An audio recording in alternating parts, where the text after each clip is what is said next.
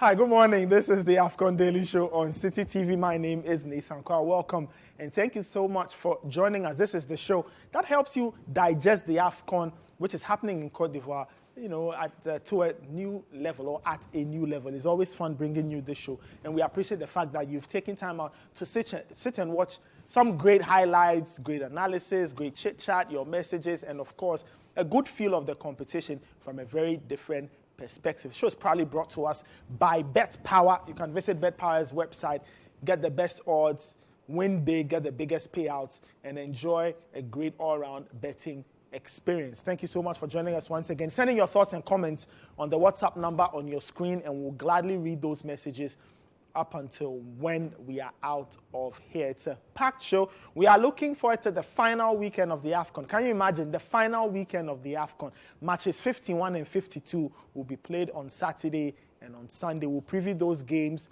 We'll talk about the chances of all the four teams involved and see if we can predict who will ultimately be the 2023 AFCON winners in Cote d'Ivoire. So this is how the show will be rolled out in the next 2 hours or so. So stick and stay. We'll be right back. Don't go anywhere. This is the AFCON Daily Show on Citi TV. Welcome back. This is the AFCON Daily Show on Citi TV. Let me introduce my guest making a return. Yao Frimpong, how are you doing? I'm blessed. AKA yourself. the Prophet. Because you predicted everything down to a T. When the Holy Spirit inspires you, you have to respond. I see. We said 1-1 after extra time and Nigeria to win on penalties. Wow. If somebody had, backed that with a bet on Bet Power, they'd probably be a millionaire by now. And I'll take my share. All right, nice to have you here. Emmanuel Nubos, Emmanuel, how are you doing? I'm good. Today you have your own personal celebration. Yes, today is the birthday of my little girl. Yeah! How old is she today? She's 1 today. Ah, wonderful. Beautiful. It came so fast. Yes, they grow up really quickly. I mean, happy birthday to your daughter. I'm sure she's having fun wherever she is. Sleepless nights. They say that when you have parties for children, it's actually not their party. It's a party for adults. Up until when they are old enough to enjoy their own party. So, congrats to your daughter and happy birthday to her. All right, let's get into the action for today. We've got 2 games to talk about. One is the 3rd and 4th place game, what some people call the losers' final. Not a lot of teams enjoy playing that. Some teams, on rare occasions, actually give it a very, very good go. And it's between South Africa and the DRC. South Africa losing on penalties to Nigeria, and the DRC not being strong enough against La Cote d'Ivoire. They lost that game by 1-0. The game is on Saturday at the Stade Félix Houphouët-Boigny in Abidjan, and that's where the action will be taking place. Let's get into the journeys of these 2 teams. At least we'll go back a few steps and see how they got to this point, and then I'll introduce my guys. So first, let's have a look at South Africa. South Africa, let's see what they did on their way here, and then we'll talk about DR Congo and see what they did on their way to the 3rd and 4th place game of the AFCON.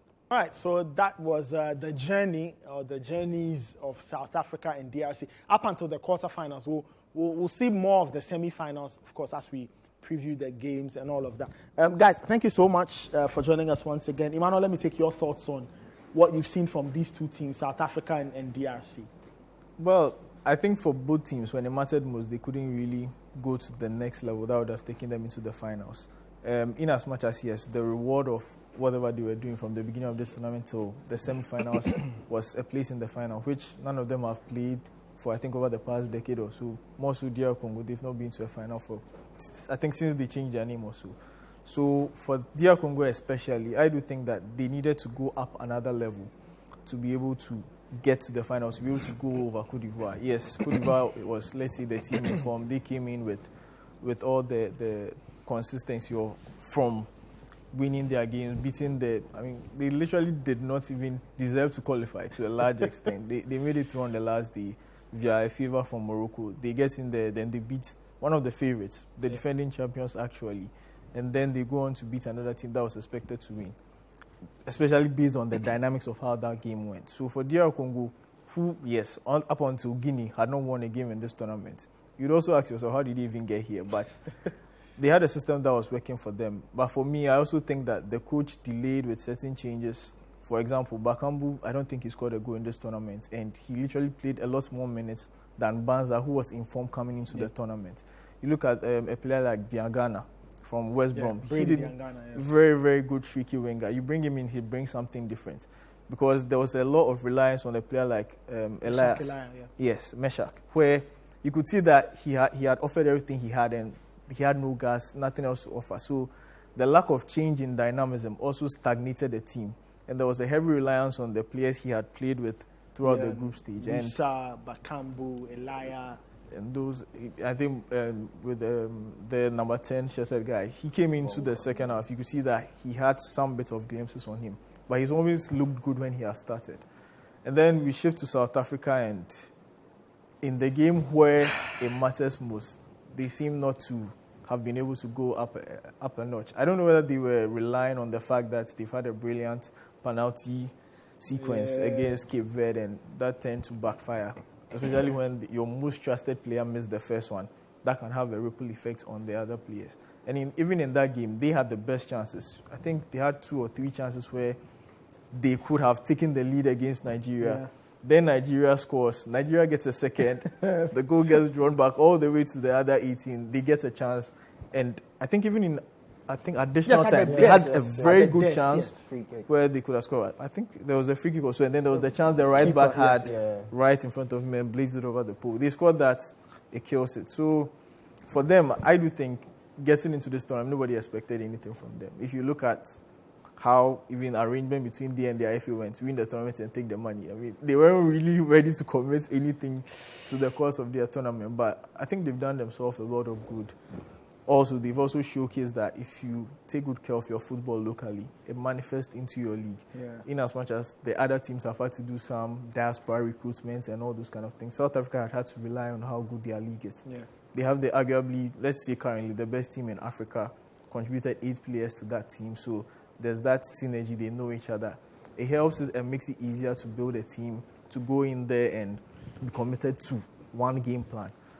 It's rather unfortunate they couldn't get to the final. I think it would have made a very good story, judging by how they won the tournament 96, 24 years ago, all that. It makes for a good storyline, but unfortunately that's not going to be for them. Football games aren't won on storylines, are they? Sometimes, Sometimes, but you have to work for it. Yeah, your own thoughts on South Africa and DRC as we've seen them from day one till now? They've both shown resilience in terms of facing opponents that you wouldn't give them a chance against, but then they find a way. I'll start with South Africa. They were lucky to also get through to an extent. At least they won some games. At least they won some games, but my concern was with the fact that they weren't given too much away. They were comfortable trying to hold their position. If they can take the game to extra time, they'll do that. And on penalties, they knew what they had. But then from that, you'll think that in the next game, they want to avoid that. But then you find them against Nigeria, and they didn't show signs that they wanted to win in normal time. As much as they got chances, but once they got to extra time, they were comfortable with it, going the extra mile, and it didn't quite work well. Against a team like DR Congo, it's important for them to probably go and win it in 90 minutes. Their mindset should be to go win it in 90 minutes. They might be deflated, especially from the high against Cape Verde to how it ended against Nigeria. They probably will be deflated, and that might be a concern against DRC. But it's important for them to probably give players in the squad a run out. Some people have been at the AFCON. They haven't kicked the ball yet. Trust them for the most important, which is to bring them a medal, and maybe they'll get a response that way. But for DR Congo, they just let it slip when it mattered. Okay. Against a team that, well, we've seen that Ivory Coast has certainly grown in the tournament. But in this particular last fixture, their approach was a bit relaxed. And the wholesale changes, I think the back four, he did well not to touch it. But then in the middle, through to the front line, Kakuta not being available is the reason why they got where they got to. So any coach will tell you, I don't change a winning side, and he should have stuck to that. he's a brilliant talent. Well, now he's in his 30s. He's in his 30s. But then we know he could do something. But in this tournament, he's been flat. He's not offered so much beyond the first game. And when you see him against the Ivory Coast, he looked out of place. Yeah. Getting into half spaces, instead of playing it simple, there are chances where he tried to do it himself and it didn't quite work out. They need to probably return to the team that won. Okay. The 3-1. They return to that team.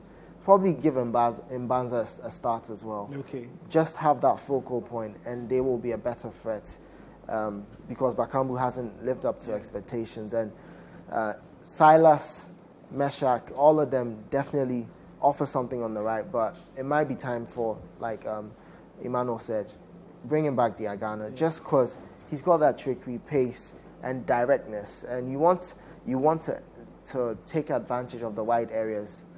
We know South Africa, they did change what they did against Nigeria, but in general, their fullbacks tend to offer opportunities for clubs, for teams to exploit. So it's important for them to look at it that way. But I believe DR Congo have shown a bit more in this tournament that they should get something out of it. They should go back with a medal. I mean, it's psychologically, I can kind of understand why lots of teams dislike the third and fourth place game. You lose the semi-final. It doesn't matter how you lose the semi-final. Losing the semi-final is painful anyway. Yeah. Now you have to pick yourself up and go out there and play out another game. Of the two, which team do you think would be up for it? DRC. I think DRC would be up for it. It's been a long time for them to get to this stage, so it's quite important for them to make it up for the years that they've lost. And for South Africa, I just think that their motivation isn't there. I feel they'll be flat, especially how they went out against Nigeria. And because they are, let's say, they've exceeded expectations, they are comfortable with that. But for DRC, they are living the dream. Third place is like another party waiting to happen. So they'll want it more. We'll get to the touch part in a second, so you can get yourself ready. But Emmanuel, I was making a very interesting point about South Africa. If you speak to South African journalists, they tell you that nobody believed in this team. Yes. Nobody. Even clubs in South Africa were hoping that the team would get knocked out early, especially Kaizer Chiefs. They didn't have any player. But to have experienced the tournament the way they did, do you think they can find something in the tank and give it one last performance before they go back? Well, I do believe it's also based on the approach. First of all, it's based on how they look at the loss. Do they look at this as a learning curve? Do they look at this as something they can build on? Then yes, they go for the third place. Go home and celebrate something that you've come this far because nobody gave you a dog's chance, and here you have a medal to prove that they didn't believe in you and you've proved something. And as Wasi, I would say, it will make more sense to let those who they've not had a kick off the ball, get them out there, let them have a feel of the AFCON. At least they have something to prove now, because there's also World Cup qualifiers. Yeah. You give them the chance to show that, okay, we also have something to contribute to this team long term. It's not just about the tournament. But for DR Congo, I think I tend to side with you. They will have more to prove. They've not been here in a long while. I think the last time they were fourth or so was maybe 10, 15 years ago. Yeah, I think 2015. I know they sneaked in somewhere and got fourth or so some time back. I think Ghana played with them also. I'm not too sure. But then again, I do think that if you just look at their team, I think this is the last time for most of them. Most of them are in their 30s. And so Gary Kakuta is 30. You wouldn't believe that, seeing how everybody was looking up to what he would do for Chelsea and all those kind of things. So for DR Congo, I think they'll be more pumped. They will need this more than South Africa. I think South Africa will see this as a project. They'll probably think they come into Morocco in better shape. Yeah. Of course, the profile is a very young team. Yeah. Averagely. So. I think the oldest person is Zwane and he's 31 or 32. Yeah. So it shows you how. And maybe the goalkeepers normally last longer. Yeah. So. And Williams is very young. I think he's about 29 or 30. Yeah. So for a goalkeeper, he has at least 3 or 4 AFCONs in him. So far as he's fit. Well, we're talking about DRC's record in the AFCON. Very interesting. Now, they were third in 98. and then they were third in 2015. So yes, so that's... It's been a while. 9 years ago, they 9 were years third. ago, And ever since then, quarterfinals, round of 16. They didn't even make it to 2021. And that squad was actually loaded. I think he had Bolasi in there. He had... is it Lua? I forgot. Lua. Yeah, Lua was in that squad. They had the dancing goalkeeper who used to dance on his behind. Yes. They had players. I mean, that was Bukani. Yes, that was a loaded squad. That was a loaded team. Junior Kabananga and all of that. All right, let's get to the touchpad. Yao has a few things to share with us as we talk about that. We've seen these teams play. Tomorrow will be their seventh game. So for a tournament, context, it's a good sample size. You play 6 games out of 7, so at least we know what exactly you're made of. Yeah, you've been watching these teams. What are some of the things you want to highlight as they meet for a 3rd and 4th place clash? Well, for South Africa's perspective, we've seen them be very conservative across the tournament, just trying to scrape by. But against Nigeria, that's probably one of their better performances in the tournament, where we saw them try and take the game to Nigeria. So we'll look at the good things they did against Nigeria and how they can use that against DR Congo. So really, the build-up game for South Africa was quite interesting. We saw them play as a 5 and then switch to a 4, and then they have one player just joining in there. And they were trying to mirror what Nigeria was doing, and it was working quite well. They were trying to draw out Chustekong, Ajayi as much as possible and take advantage of the spaces in behind. In this particular highlight, we see them progressing the ball from the back. Yes. They decided to go long. They decided to go long. Against a DR Congo side that has Mbemba and Ngonga in the middle, I think there are opportunities in there. They are aging, and also through the channels, because Masuaku pushes quite high up, as well as Kalulu pushes quite high up. So you find that when the ball comes in to Magoba over here, he's trying to get involved in play. Once he takes the touch, he's the one progressing the ball. You will think that, okay, what he has to do now is shoot or get the ball across. But because they did their homework, they realized that Nigeria they'll fill up the box, put it on the edge of the box. Something could happen. And quite truly, when they did that, it quite worked well, because it just meant an easy shooting opportunity fell to the man in the middle right here. And given different circumstances, it could have been a goal. Well, but you're facing a brilliant goalkeeper, so it ended up being a baby shot to him. And that is an indication of what can happen against DRC, where they themselves seem to be all over the place, because I find them a bit like Cape Verde. Okay. They would offer that same kind of threat. But with Cape Verde, they always had someone just sitting and protecting their back four. So there will be somebody to just scrape up and just get the ball moving forward again. And South Africa have to be wary of that. The next highlight was with South Africa again. They showed some variation to how they attack. Okay. We expected them to try and draw out the centre back and use the half space in behind. But what they started doing was they tried to rely on aerial balls. And I think this South African side, they have the ability to do that against the Congo. So you find that in this scenario, ball's being progressed right here. And what they've done is they move the ball all over to try and create a scenario to take advantage of the half space. So if you watch the man right here, he's making a run, and now Chustekong and Ajayi have to decide who's going to pick up Makoba. Okay. And what happens is, well, it's quite fortuitous, because what happens is the ball comes here, Makoina tries to play it through, and it just comes into the path of another player. Ideally, this should be a goal. It should be a goal, easily. It should. Percy Tau should be finishing on his that. left foot. Exactly. He should be finishing that. And it gives us signs that as much as South Africa were very conservative throughout the tournament, against a Congo side that would open up, will make it very open, they should have chances to score. Trying to find my little highlight for the cross. I think it should be here.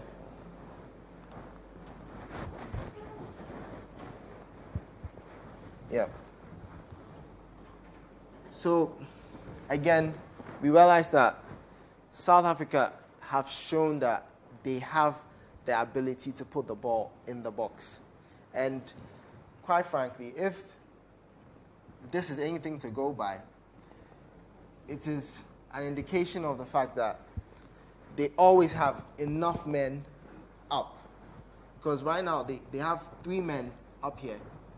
And really, this right back should be getting ready for any spill out from the shot. Makoba has drawn out Trusticon. And now Calvin Bassey is convinced that, okay, there's a threat. I have to move. That leaves him one-on-one with Olaina. And he's already in behind him. Yes, and any defender will be concerned. He wouldn't want to get engaged. And this is where Percy Tau as well himself should be getting ready to join the attack. Okay. You want to create... Right now, it's 1, 2, 3, 4, 5, 6, 7, 8. Well, 8 Nigerians against 4 South Africans. South Africa really have to make this count. If they get into attacking transitions, they need to ensure, if I'm not sure I'm going to shoot and get on target, I need to play in a player who might be in a better position. And ideally, if Percy Tau made the run here as well, it makes it easier for the right back.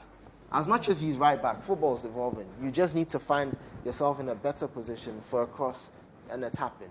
And, well, Makoba decided to go for a shot, and it could have also led to another goal-scoring opportunity.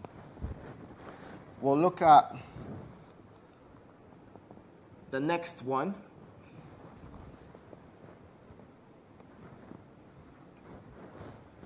It's not touching enough. Yeah.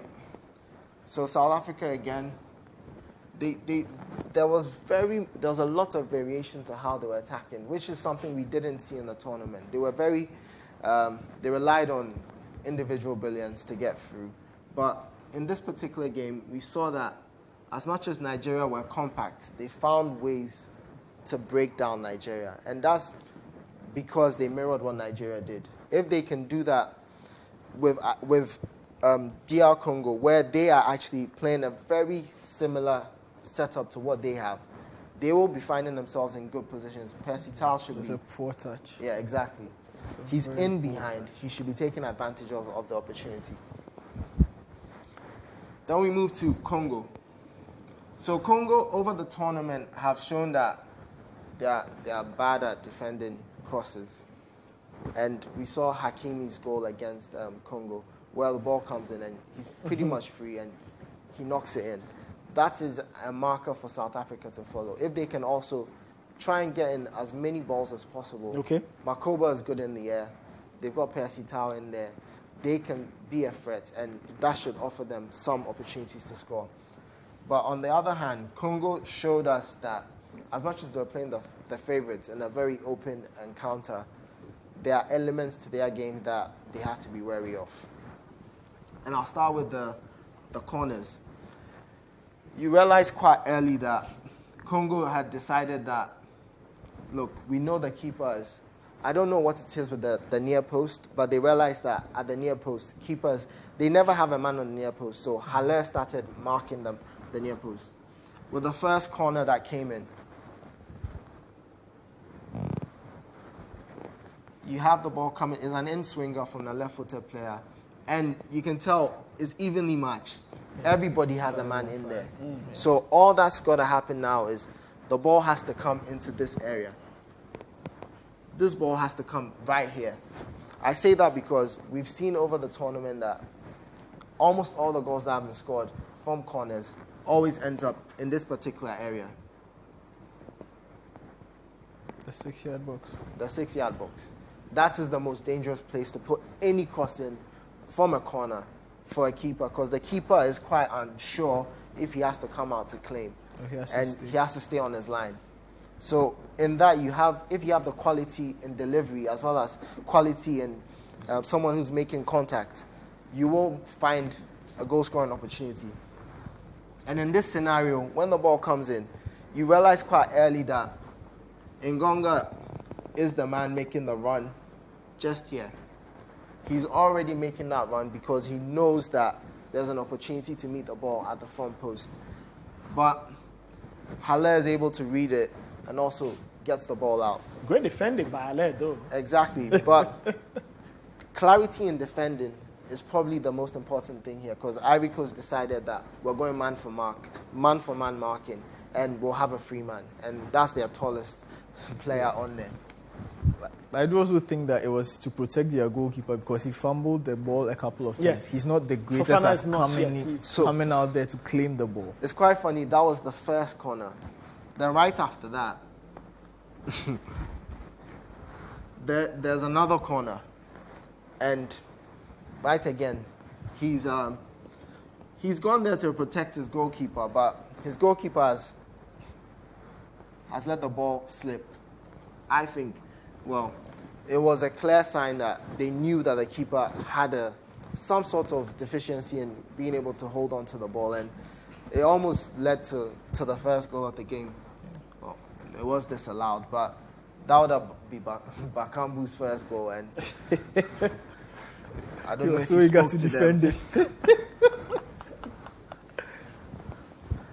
Yeah, and with Congo, we've seen that they've got enough players out there that can. They showed against Ivory Coast. Ivory Coast and Congo are actually the teams with the highest press. Okay. Because every 90 minutes you find them high up in your half trying to engage you to get the ball. And they did something quite interesting against the Ivory Coast that I think will be repeated against South Africa, because as much as South Africa do have a low block most of the time, they will think these opponents will be very attacking. They'll want to engage them for high turnovers. So they need to ensure that in this game, they would be progressing the ball from the back there into half spaces. So you want to put it here. He's free. You want to bring the ball here. He's free.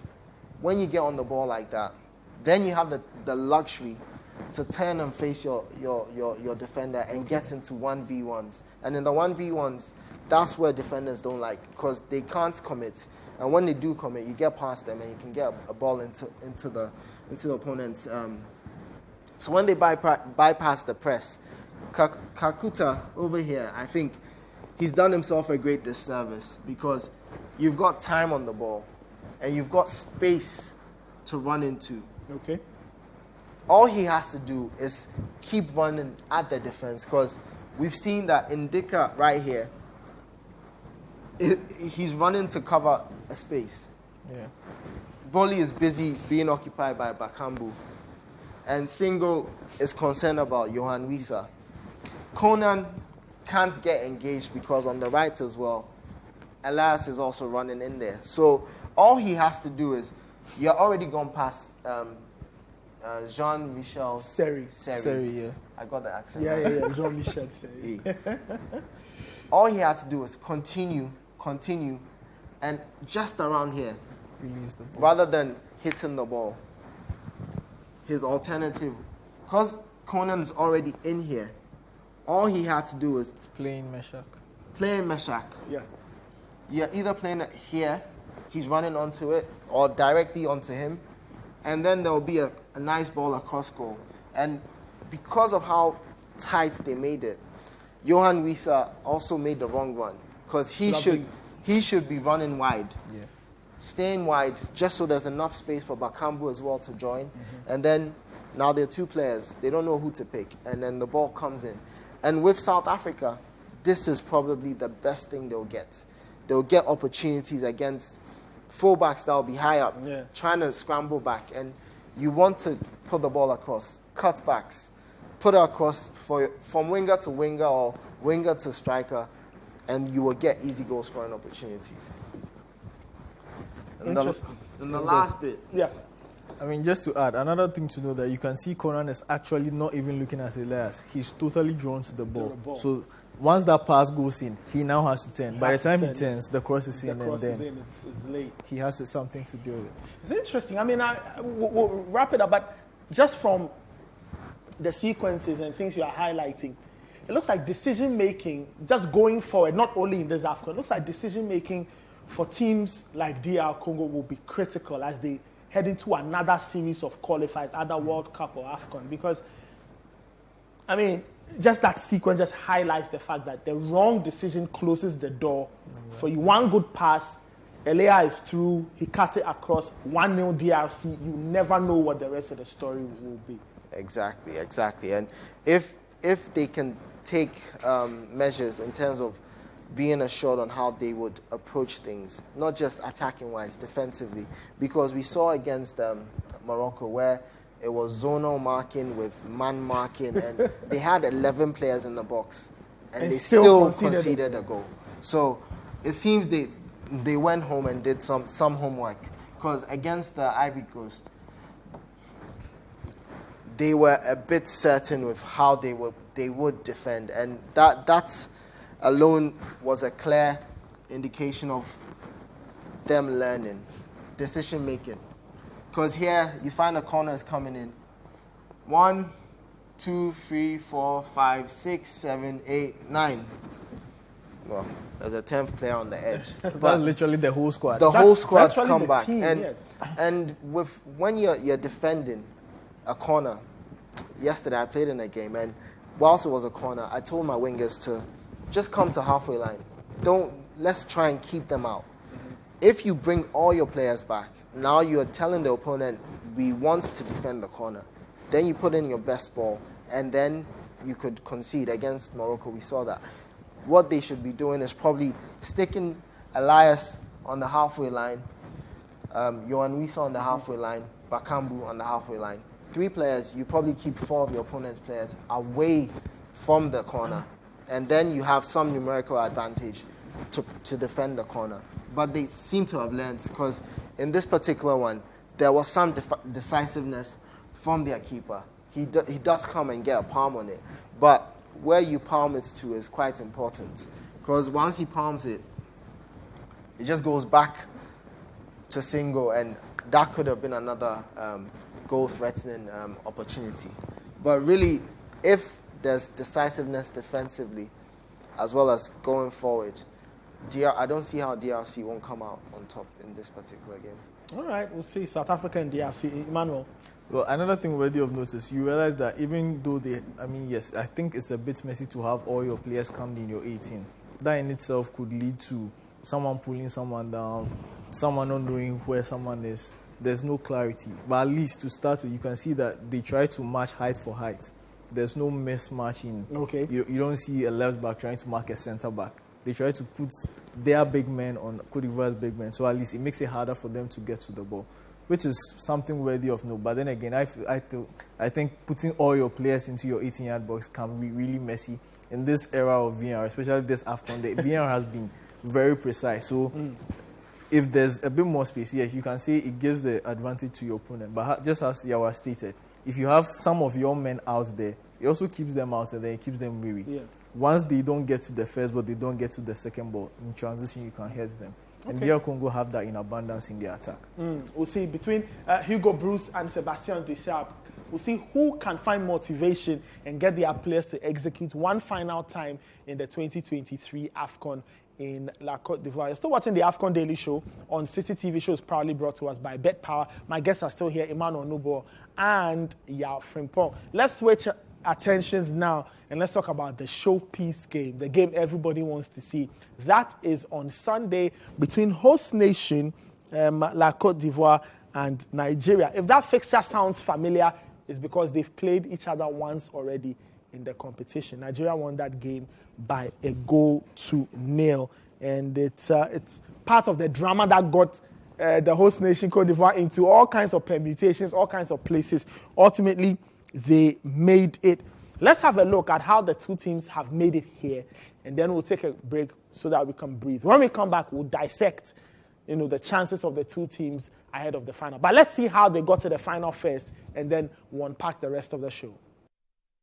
Welcome back. This is the AFCON Daily Show on Citi TV. My name is Nathan Kosh, who's proudly brought to us by Bet Power. Visit their website and see the best payouts, the best odds, and all the great things they have for you. And they are proudly supporting us as we wrap it up on the AFCON Daily Show. We'll be here on Monday to run the rule over everything. So we are not done yet. Yeah, not done. There's some football over the weekend. We'll talk a lot about that, the tournament in general, and other very interesting topics on Monday as we wrap it up. But my guests are still here, Yao Frimpong, Emmanuel Nubo. Let me get to the Zoom. Let me speak to our friend in Abidjan, John Boafo. John Boafo is in Abidjan. He's been watching the competition keenly.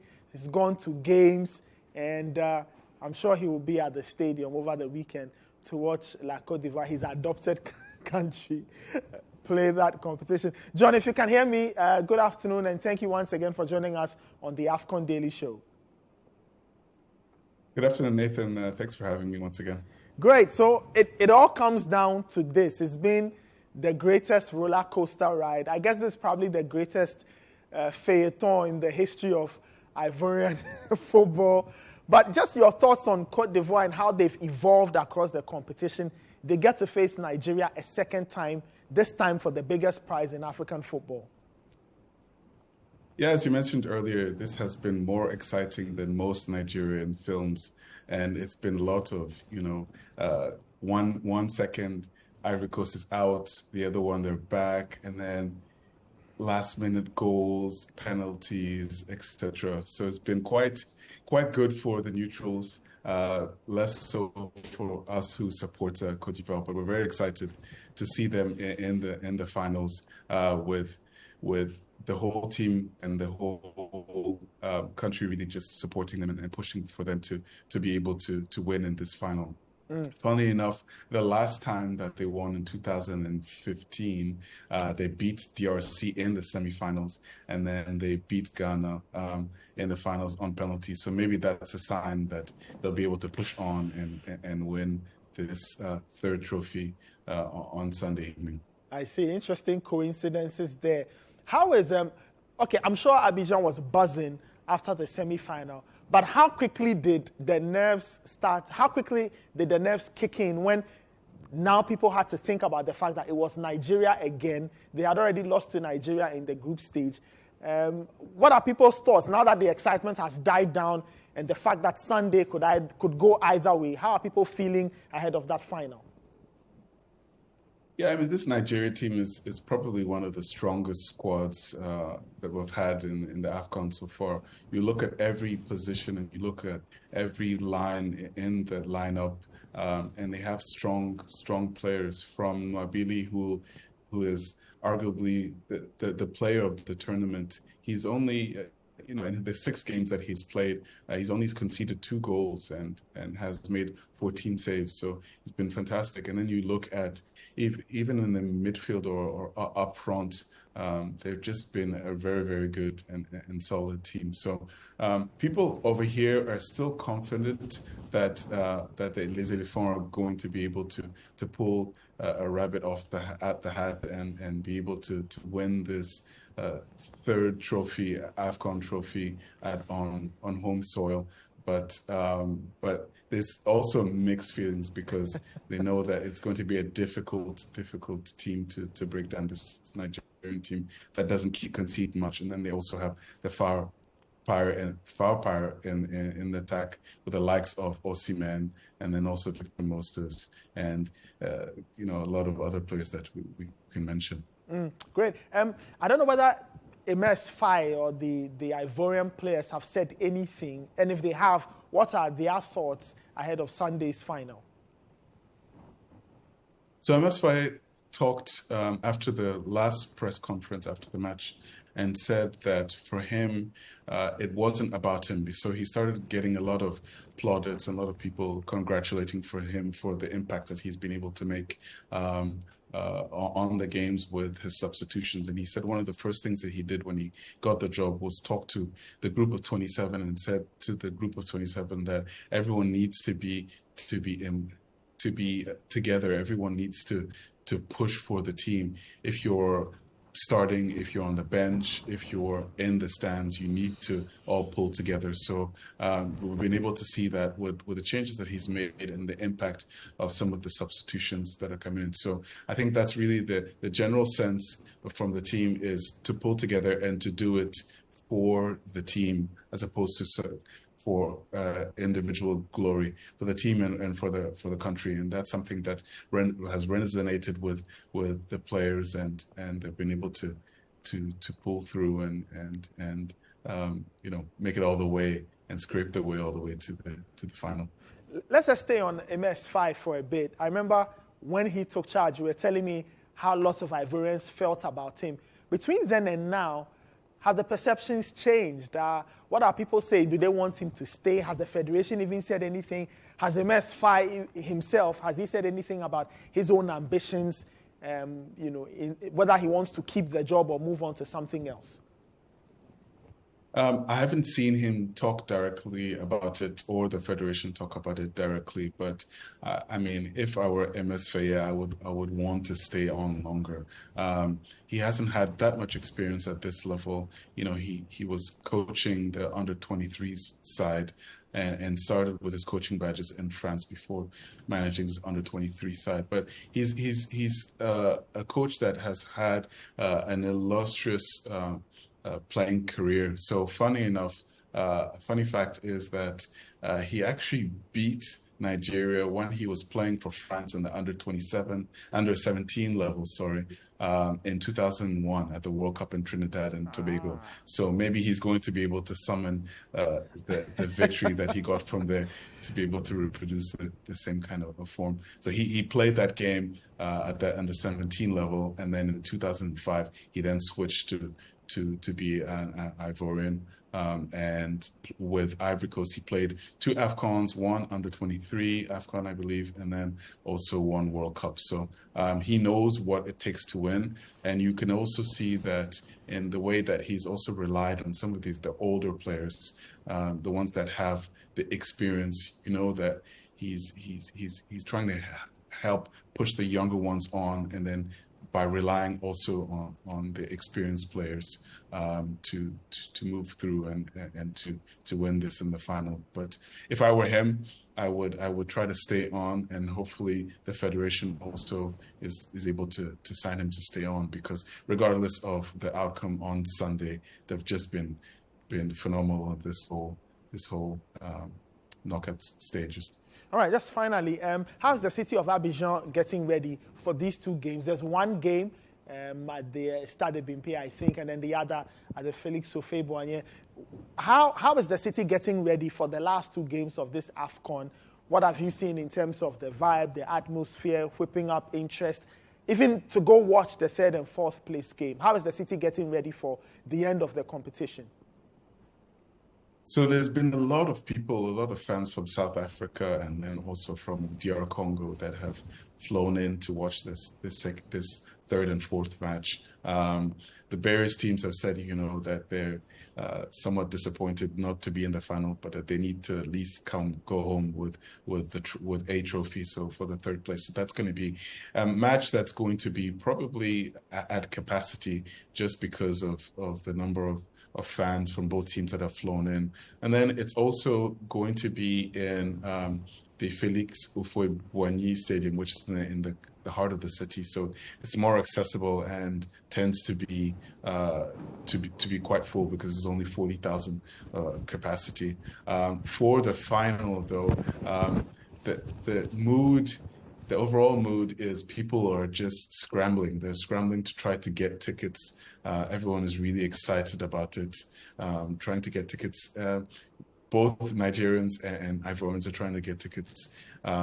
Last game, semi-final game that Ivory Coast played, we thought it would be full, but it was only a little bit more over 51,000 on a capacity of 60,000, and tickets were already difficult to get then. So hopefully, they say that the website is now working. I tried it earlier and it wasn't working, but hopefully they'll be able to sort out the tickets so we can have a fantastic closing ceremony, and then a fantastic game. And hopefully, fingers crossed, Cote d'Ivoire keeps the trophy at home. All right, John, thank you so much. I'm sure we'll speak on Monday just to go over the entire competition. I don't know what to say, whether to say bon chance. I don't know, because I don't even know whether I want Cote d'Ivoire to win. Nathan, you don't know it yet, but you want Cote d'Ivoire to win. I mean, I said it. I did say somewhere that I want La Cote d'Ivoire to win. So I do want La Cote d'Ivoire to win, mainly because of you. If you're happy, I'm happy. Yeah, certainly. And then, you can come and... Yes, I will come. Yes, I will come and visit. I'll come and visit, and we can party properly. All right, John, thank you so much. Enjoy your weekend, and bon chance aux éléphants. Merci. All right, that was John Boafo. He is in Abidjan there. Very interesting takeaways from that interview. He speaks about the fans being excited yet nervous, knowing that they've lost once to this Nigerian team.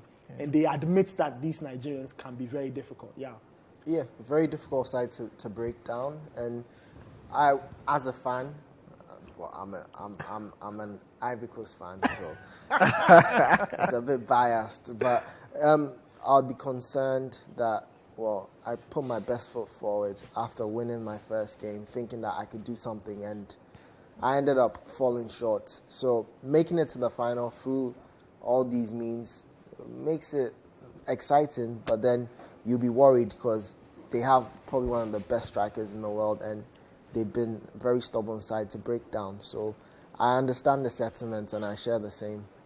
I see. Emmanuel, fans will be nervous. What about the technical team? Imes Faye, do you think he will be a little concerned about this game? Well, it's a final. You'd be concerned. You'd be silly not to even be a bit scared. It shows that you care that much. So you'd want to put things in proper structure.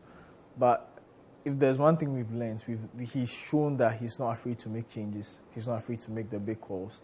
You look right through the games against Senegal and Mali. He's done some changes in there to suit the opponent he was playing and also to take advantage of their strength. And for me, I do think that he leans, just as John said, he also tends to lean on the experienced players in the squad. Because I kept on asking myself, what's Max Gradel starting the games for? But clearly, MSFI knows him better. He knows more than I do. And it could be also that it's not just what he's contributing on the field in terms of play, but in terms of guidance, in terms of leadership, someone they look up to, someone to give them a cool head when things are not going their way.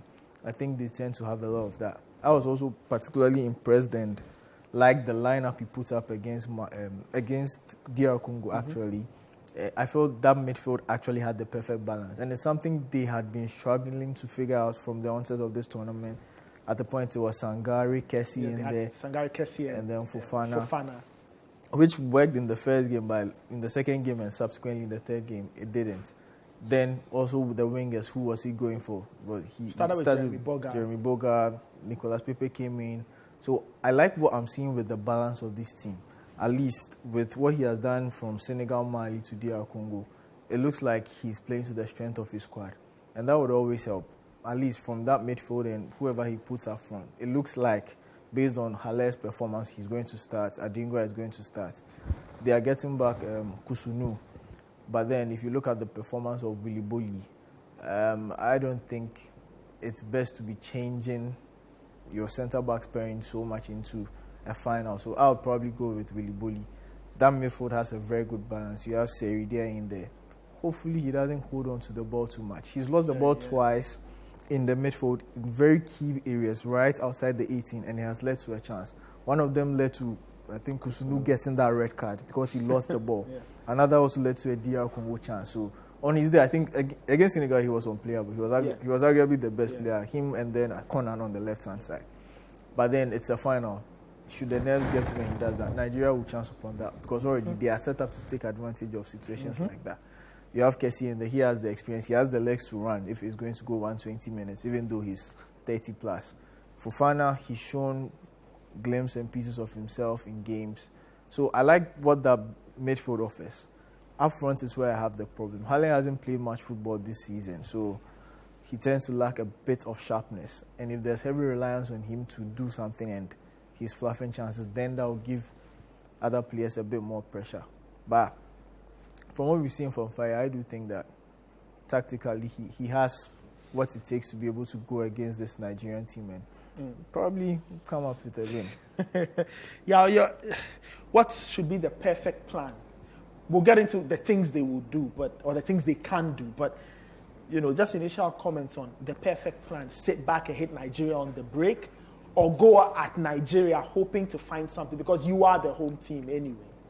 If you try to go at Nigeria, they would try and force turnovers when you are higher up the pitch and take advantage of the fact that you leave Seri isolated.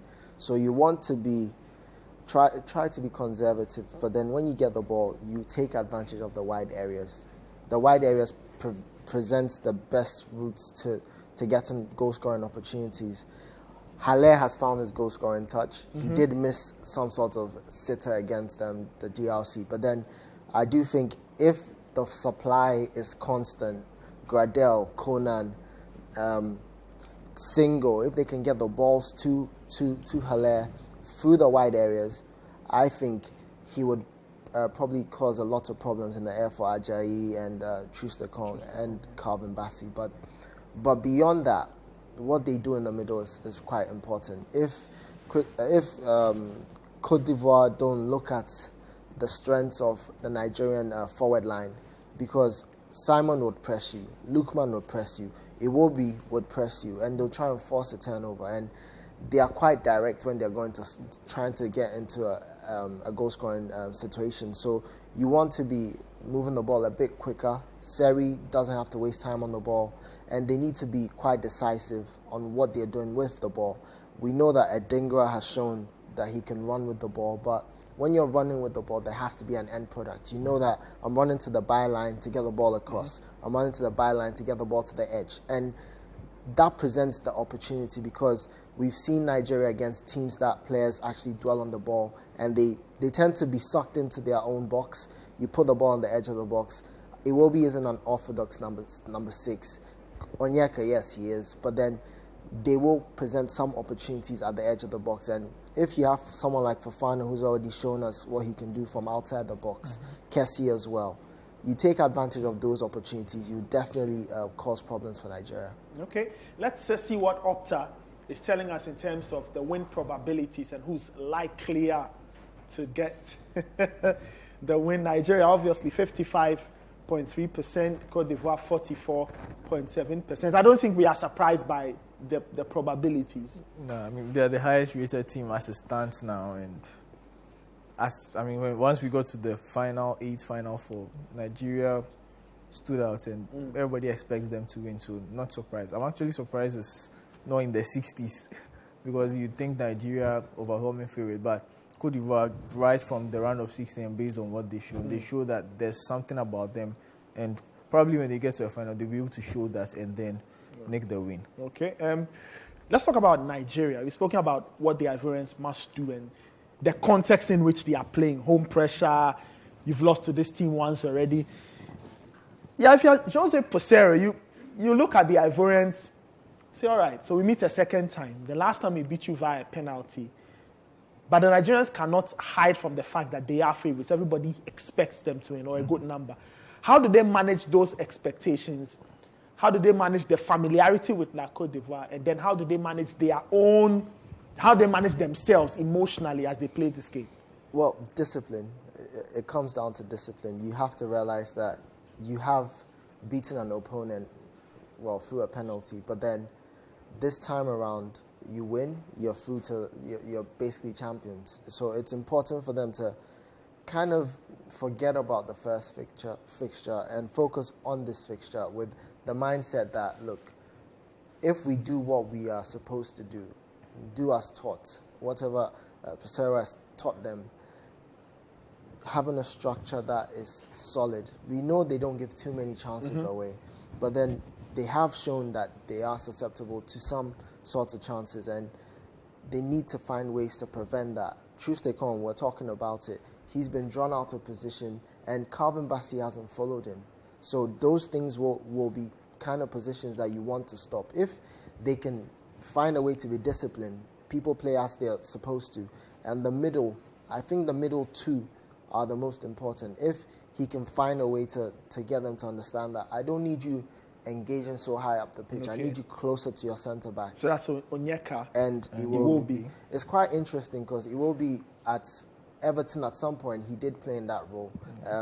But then it wasn't his best role because he's a natural number 10. He would want to move higher up the pitch. But if he can get him to be as disciplined as possible, just win back possession and move the ball up, then they are set. So he needs to find ways to control his middle two. Once he does that, he makes it very difficult for La Côte d'Ivoire to break them down. But he needs to get in the minds of his players and make them understand that, look, just give a performance of your lifetime and you're champions. That just find a way to motivate them. If he can do that, 90% the way through. All right, let's have a look at some numbers from a Nigerian perspective. So this is what they've been doing. So high turnovers 29, shots ending sequence I think 4, goal ending sequence 1, passing sequence 77, build-ups 10. So they've not scored in terms of the build-up goals, right? So we've seen a lot of their goals coming from mistakes, counter-attacking, counter-pressing, direct attacks. Direct attacks goal 1, quite interesting. 10 plus pass sequence 28, I believe, yes, 28, which means that now for those who don't understand that metric, it means 28 times they've put together passing sequences of about 10. So 10 passes or more, 28 times. And then start distribution 39.2. So it means how often they start the ball from the back to front. But I kind of understand why the Nigerians are struggling with that number. They like to go very long. You have Osimhen, and what they are actually trying to do is hit the ball long. He drops it, then the midfielders pick it. All right, these are the numbers for La Côte d'Ivoire. Let's have a look at those ones for the Ivorians. High turnovers 40, shot ending sequences 7, goal ending sequences 1. Pressed sequence 75, quite interesting. Build-ups 9, they are quite patient, like to move the ball out. Build-up goal, so they haven't scored a goal from back to front, where they build, and then go and find one. Direct attacks 10, and I think a good chunk of that 10 has been when Haller has been on. Hoof it up the pitch. Direct attack goals 0, 10 plus pass sequences 58, start distribution 42.6. So some of these numbers give us an inkling as to what the Ivorians love to do and what the Nigerians love to do. In terms of the start distribution, they are not too dissimilar. 39.2, I think, to 42.6. Quite interesting. Emmanuel, it's the same question I was asking you. If you're Nigeria, how do you handle this occasion against the backdrop that the numbers say you are the better team of the two, but you are playing against the home team, against pressure on yourself and pressure from the crowd, the atmosphere, and you have to manage your own emotions at this point? I think they should rely on what has gotten them this far, which is actually a very mean defense. They consider just 2 goals all tournament, and just 1 has been from open play. So that shows you how they don't give much away, and that's what this team has been built on. The funny thing is, prior to this tournament, they were struggling to beat teams like Lesotho and Zimbabwe. Yeah. But I like what the coach has done. He has showed that there's some form of tactical dexterity to him. The complaints going into the tournament was that they were playing top-heavy football. They were playing something like a 4-2-4, which wasn't also yielding results because you had too many attackers running into each other's space. He's simplified it now. Very solid defensively. We are going to play with a target man and 2 wide players. He can bring them in. And that has worked. So I think they stick to that. If they try to vary what they've been doing, then now it looks like the coach will be second-guessing himself. The players, you don't buy into an idea right before a final, especially when you've been playing a certain system that has brought you that far. So I do think they stick to it. And then the key thing was, in as much as they are sticking to the tactic, you would have to be disciplined to be able to execute it. And then it could work out in their favor. All right, we'll see how the Super Eagles will handle this final. They take on La Côte d'Ivoire for the second time in the competition. The first time they won by a 0-0, a true stick-on penalty. We'll see if they can win either by bigger margin, similar margin, goes to penalties, whatever. But we've seen the Nigerians seem to be favorites. Let's get to the touch pad. Yeah, you want to tell us a few interesting things about the Super Eagles? Yeah, as the competition has progressed, we've seen the approach is also changing, because in the group stages, you can have one formula that fits every team. You just have to go ensure you get a win or a draw, and you have a better chance of progressing from the group. But as you face different opponents in the knockout stages, you have to be a bit more specialized in the approach. And with Nigeria against South Africa, that's the base case here. We realized that there were a lot of opportunities for Nigeria to build up and show different variations to how they can build up. For South Africa, what they also did was to sort of mirror Nigeria. So it meant that we saw Nigeria against their own formation, how they would cope or how they would approach it. In this particular attack, you can tell that Nigeria have decided that we'll go the wide route. So here, I think it's Lukman. Lukman is out wide. That's Moses Simon. Simon and Lukman's here. Yeah, Lukman's here. And the agenda really is to create 1v1s, because they know Simon and Lukman against any player got the trickery to beat the man and get the ball into Osimhen. That's what they were trying to do. And I foresee them trying the same thing against La Côte d'Ivoire, primarily because Single would offer you a bit space to do that. Okay. Indika, he's rather slow. Boli, rather slow. And they might mark Osimhen, but they might go with a bit more force. And we saw that in the first game, and that's how the penalty came about. So he's gone out wide, he's alone with the player, and he ensures that he's using his trickery to create space for himself so that Olaina can get on the ball, or this case, Iwobi gets on the ball. And all he has to do is, he has the option of a cross from here or from here or from out wide here or here. When you're crossing the ball deep, your option really is to get the ball here into the penalty spot, alternatively, or you can bring the ball out here yourself and have a shot. And it's quite interesting. When you're playing the ball from that area, defenders find it very difficult to deal with, because it's going over their head. They don't know if they should attack it. If they miss it, what happens behind them? So a lot of the time, you'd expect wingers or wide players to try and cross from here. We see it all over the leagues nowadays, where players will shoot from here because it looks like a nicer goal. But really, if you can get a cross in there, like with the aerial ability of Iwobi and the height that he's got, Osimhen, he can easily finish that. But Iwobi decides to go for, as you know, something beautiful, and is dealt with quite easily. But if he went for Osimhen in that position, I can assure you it will be something different.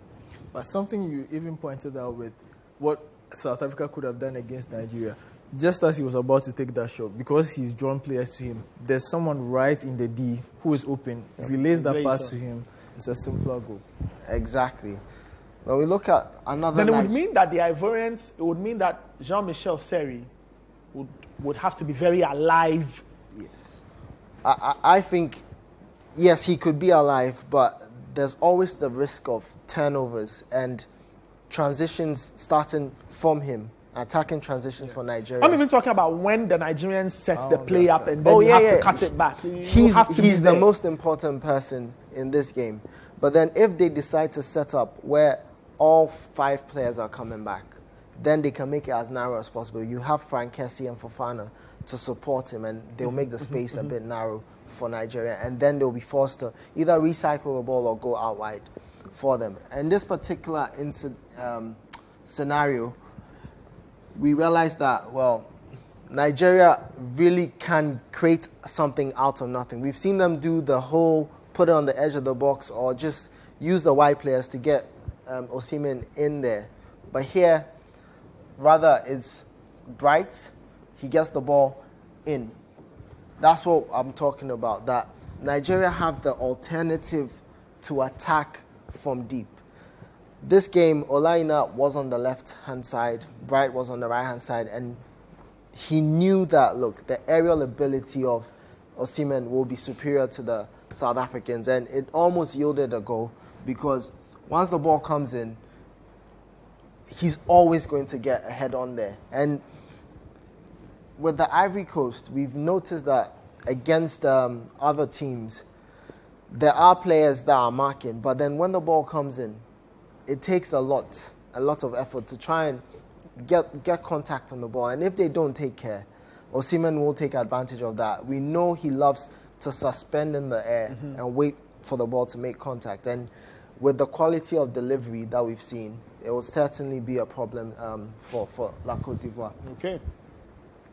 Then we look at the fact that Nigeria also have the ability to take advantage of Osimhen's pace.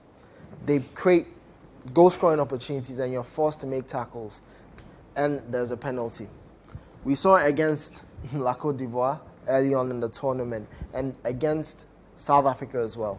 All that needed was a ball down the channel for Osimhen, and because he's the focal point, he has the choice of I'm taking it all the way to shoot, or I can be a decoy, set the ball back, and then be on my way again. But because they had tried different variations, no goal, they decided this way might be the best way. So Osimhen waiting for the ball here. He gets in this wide area, and in this wide area, his options really are any defender is going to make sure you keep him going this way. Once you allow him to come this way, then you're in trouble. So you want to ensure that someone like Osimhen, you're pushing him further away from the box where he's forced to pass and get into the box for supply, or he has to go back. But once you allow him a touch and he can come into the box, then you find yourself in trouble because now he can turn and face you. And if he's turning to face you, all he has to do is ensure that, okay, I will put you in a very, very precarious situation. You have to make a tackle or you have to force me to go wide. And in this situation, Mvala had no choice but to bring him down. And that is a threat because in an Ivorian setup, what we've seen is that back four, Conan seems to join the attack a bit more. And when it's just Ndika and Kusunu or Boli, there are concerns that I'm sure the Ivorians will be happy Kusunu's not going to play because he's available. I think he's available. It was a double. It was a second double yellow card. second yellow card. Yeah. So Yeah. himself and is it Diakite? Yeah. will be I think the available for him. Akite, I don't think Kusunu, after what MS5 saw, I wonder if he wants to put Kusunu, because the next, if you ask me, Kusunu crumbled under the weight Of the pressure. of pressure, and the occasion got to him. And now, if you put him up against Osimhen, I mean, he's smart. He is going to bait him and force him into those decisions. And the last thing he wants is another red card. Well, not to show here, but against, for Kusunu, he's on the right-hand side. He'll be facing Lukman and probably Osimhen through the channels.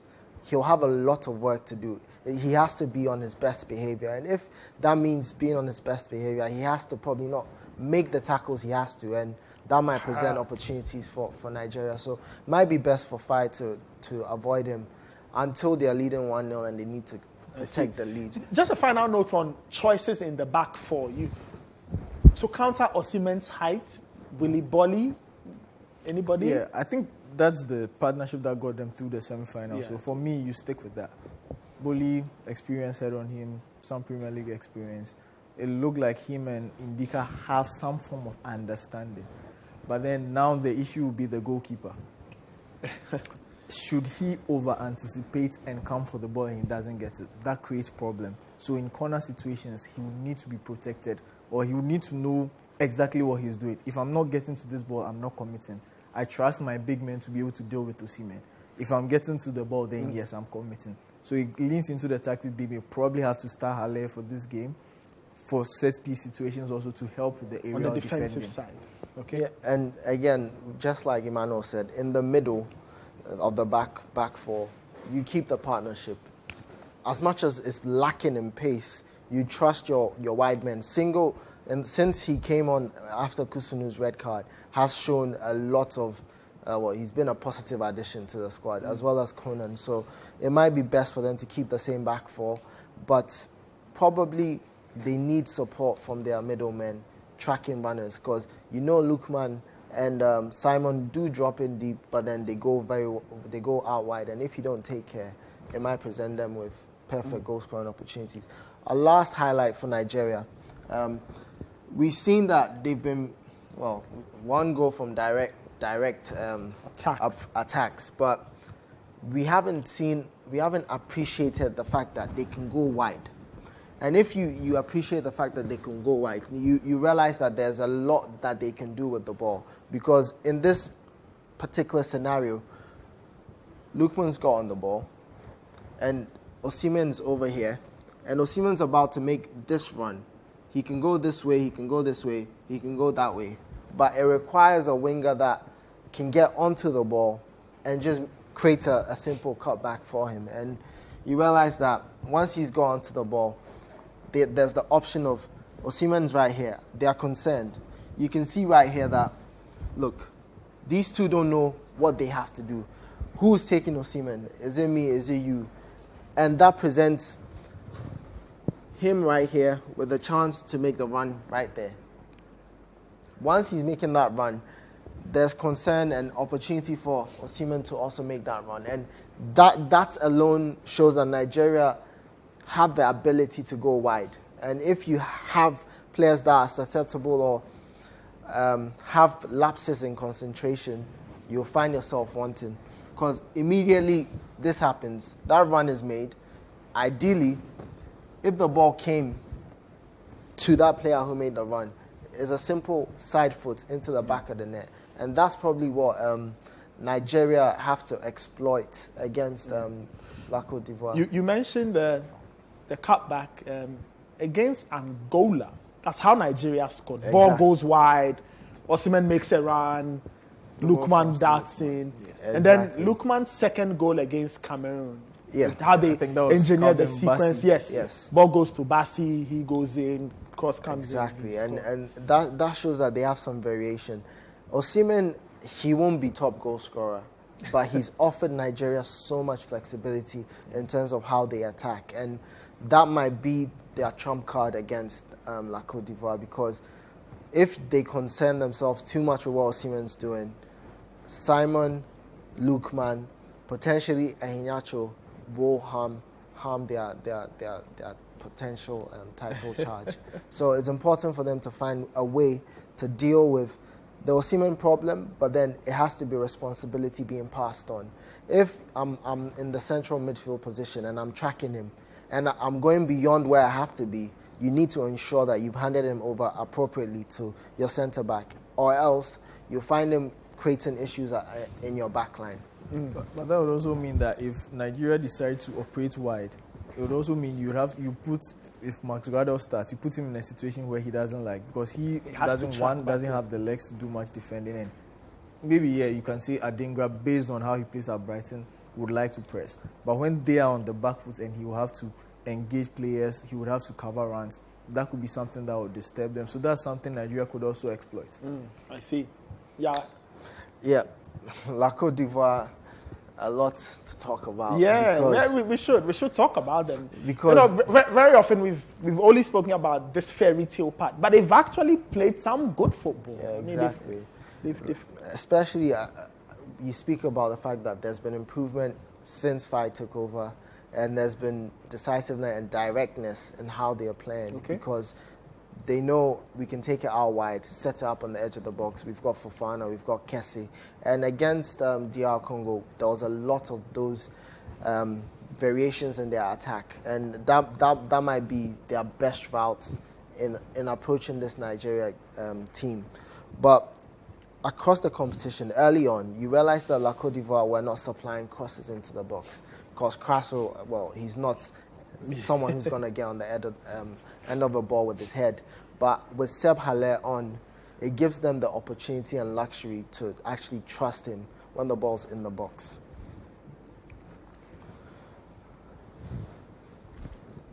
So against DRC,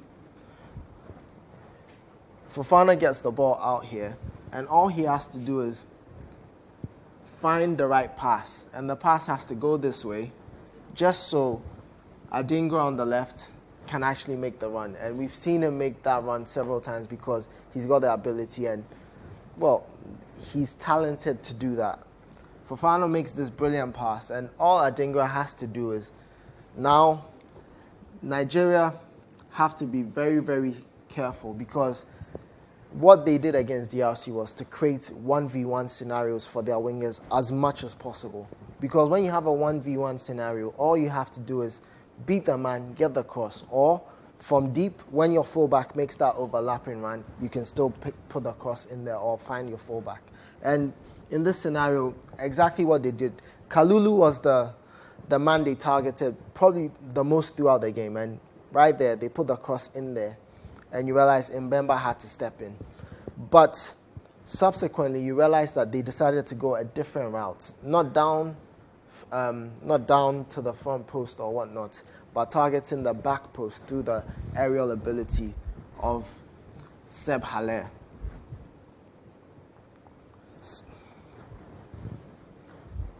Exactly. So here, Gradel was brought on there primarily for this, because they know he's got the ability to get into good positions, and Single being a conservative right back, because ideally he should be playing centre back. Mm-hmm. But in this position, he knows that I'm not the one supposed to supply.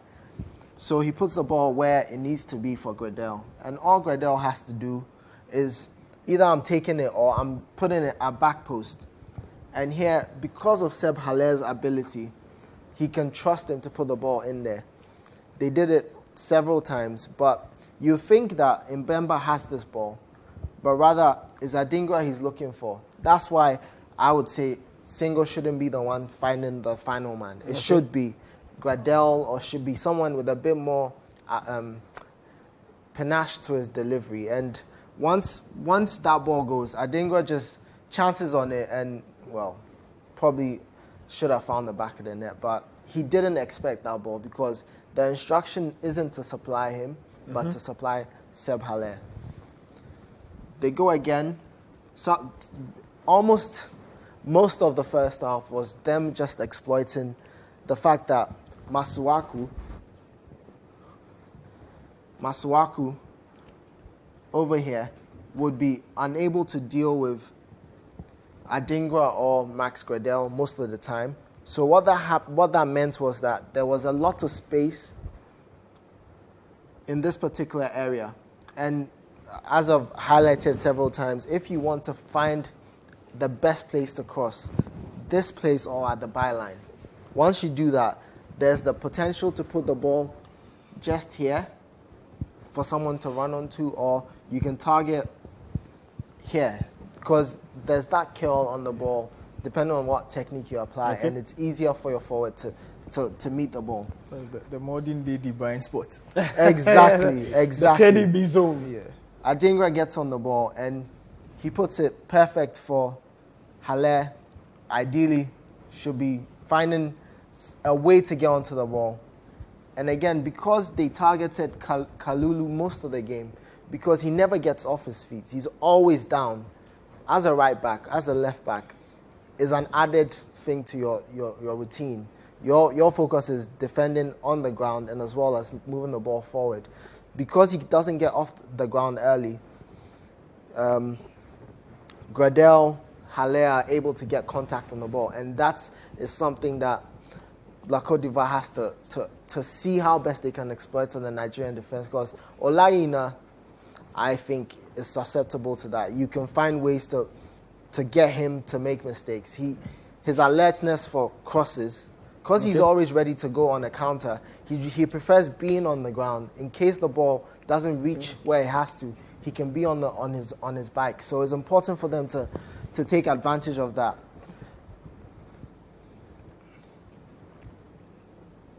Again, it was various scenarios of 1v1s for Côte d'Ivoire. Over here, they build up quite well, looking to find Who else? Same person every time. It has to be Seb Haller or Kwame or whoever will join him in there. But because of the ability, ideally he should be finding the back of the net. That is something they can do against a Trustekong, Ajayi and Bassi defense because they are comfortable. They will fight the ball. They'll try and get to the ball. But if you put the ball where they've been putting it, just at the penalty spot, in between the two central defenders, you find that one will be left stranded. And if that's your target man, you'll be able to get free from him. So it's important for Ivory Coast to look at that kind of attack. I mean, another thing just to add, in the 3 highlights we've seen, 2 of them you see Gradel on the right-hand side, one of them you see Adingra. So that means there's some swapping between the wide players. Yes. That also gives the defender something else to deal with. So if Adingra is on the right-hand side, we just seen that he can whip him some good crosses. That's if it's on his right-hand side. If it's on the other side, you have 2 things. Is he going to look for an overlap from corner or he's going to cut in and cross or shoot? So that gives the defenders things to think about, and that's some way you can also surprise that Nigerian defense. And, Max Gradel from his younger days was on the left-hand side, so he knows how to play on that side. So it's not too much of a surprise that there's that flexibility. Probably why he's in the squad, because you have the ability for him to switch sides with Adingra or Diakite or whoever he needs to. And that offers you a different approach in attacking and also different problems for your team, the team you're facing to deal with. One other aspect of Ivory Coast attack that might be best to look at is the fact that they are making runs from deep. When Crasso was introduced, you realize that they were making runs all the way from here into space. And in a case where DRC has as many as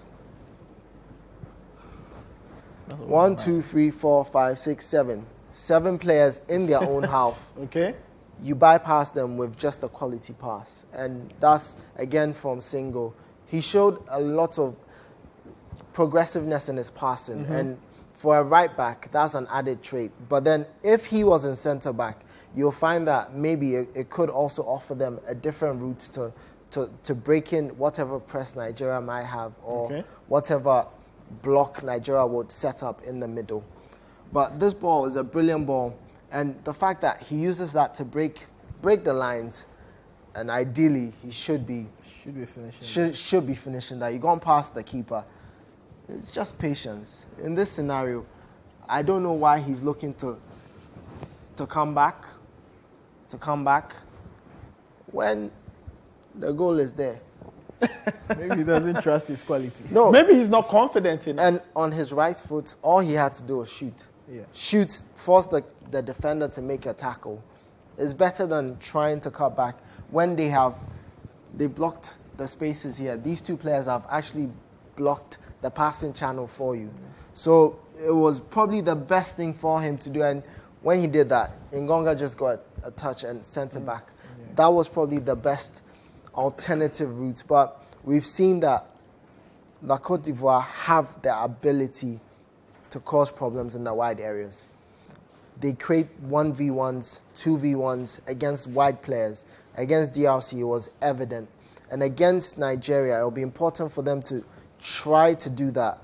That might mean that maybe Singo will join Gradel or Gradel will be joined by Frank Kessie. Because there was an opportunity in this game where Frank Kessie did join them on the right-hand side.